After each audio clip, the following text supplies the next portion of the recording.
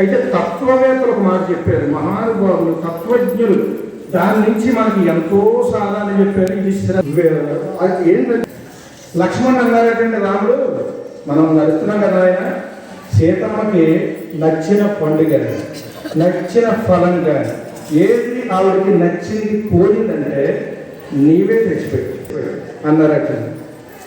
రాముడు వారికి పని లేకపోవడం, భర్తకి పని లేకపోవడం, లక్ష్మణుడికి పని ఏంటి, నువ్వే తేవాలని వేయటన్నది ఒక ప్రశ్న. తత్వజ్ఞులు చెప్పినటువంటి కథ వారు ఏం చేయాలి, మాయ అండి. ఈ మాయ జీవుని ఇది బాగుంది అది బాగుందని ప్రకృతిలో ప్రతిదీ కూడా ఆశ కలుగుతుందండి. ఈ ఆశలో పడి ఇది కావాలి అది కావాలి, ఇది పొందాలి అది పొందాలి, మాయలో కమ్ముతుందటండి. ఈ మాయలో పడి జీవుడు వీటిని పొందడం వాటి పొందడంలోనే ఉంటాడు తప్ప పాప ఈ వెనకతల మర్యాద రామాయణ ఉన్నాడు కదండి. రామయ్య తండ్రి ఎవరైనా సాక్షాత్తు పరమేశ్వరుడు భగవంతుడు.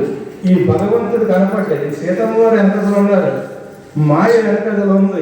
చేస్తూ ఏమిటి తండ్రి ఈ మాయలో పడి ఉన్నాను, నిన్ను పొందడం నేను ఎప్పుడు అని చెప్పి ప్రార్థించి అదే దృష్టితో కనుక బ్రహ్మచింతన పరమాత్ముడి కోసం తపించినట్లయితే అదే యథార్థమైన తపన పరమాత్మను పొందాలన్నటువంటి తపన చెందినట్లయితే అప్పుడు రాముడు చెప్తే వెళ్తుంది కదండి సీతమ్మ తల్లి, అమ్మను కొంచెం పక్క జరిగి ఏదో చూడాలనుకుంటున్నాడు నన్ను అంటే జరుగుతుంది. లక్ష్మణుడు నువ్వు జరిగిన అనలేదు, జరగమన్నాడు జరగదు.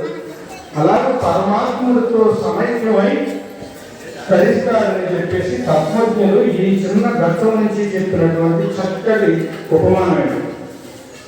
కాబట్టి మనం ఈ మాయకు లోబడి పరమేశ్వరుడి భక్తి మార్గంలో కూడా ఇదే కోరుకుంటున్నాం, లౌకికమైనటువంటి సంపదలు కోరుకుంటున్నాం.